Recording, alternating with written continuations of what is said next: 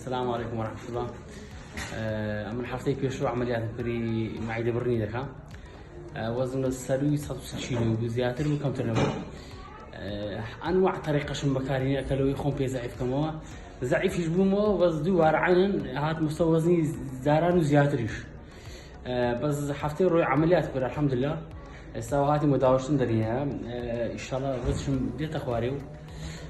ترسو شش موجودة عن مكة وخرافة وهاي ونظام سيو. بس الحمد لله وش كابروي ثاني عمليات كنا زي إن شاء الله. بالنسبة لكو أو هم لير أنا قناعتي يدرس بلي لكن دكتور ديري كلام وليش بشيماني ما أجر هر أول شيء فيزن. كوكات عمليات مكريك شغل خصخاني ما مو بيصير ساعات. لك أول رش كعمليات من الرش بس ساعات يشتغلون سموه.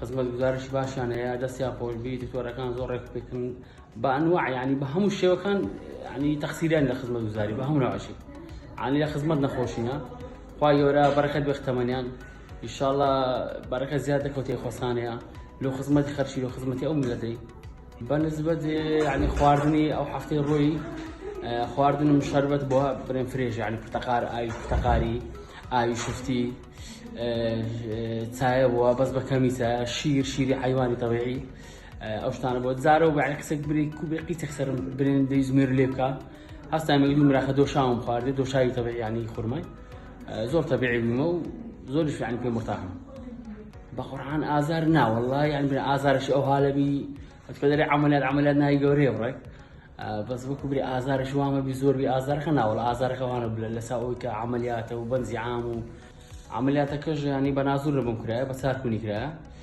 سيكون يعني يفتقرا صار يكون يعني تقرا يعني برجعوا كيسك بعصم جان يخر وعصم يعني جان ليش كبريتو زختك كوسشت شهر أولا يعني بس شوانه وبرين جان وش تما بدن عملياتك بنازور يبود بس ياخذون والله أهمش تك بطبيعي خوي يعني زور باشا أقرب بكري إنسان قبته أن إرادة هي بخوي ضعيف كاتو زور باشا بس أقر ناكر يعني استعمل لسخهم نمتان يعني كنترول نفسهم كم خواردن كدم ديت يعني كنترول خم بينا ذكره بهم نوع خواردن دخل كنترول خوشم بينا آخره يعني أو علاجة أو ريا أو طريقة لهم طريقة شي باشرة لهم طريقة شي باشرة كم ترين خواردني دخوي تير دبي وتسمخش الزعيب دبي يعني اسمش طبيعي دبي هي مشكلة النبي إن شاء الله شوف راسي زور ناخذ خلك أبو يقول له زعيب ناخذه يقول باشا والله بدس خم يعني حزمني عزمني هواش قليل يعني زور خلق أو يلك ما عدا أقصانك أو بس أو طريقة باشتري طريقة بالنسبة من أما زور بين باشا وليش بشيماني وبشيماني جام إن شاء الله.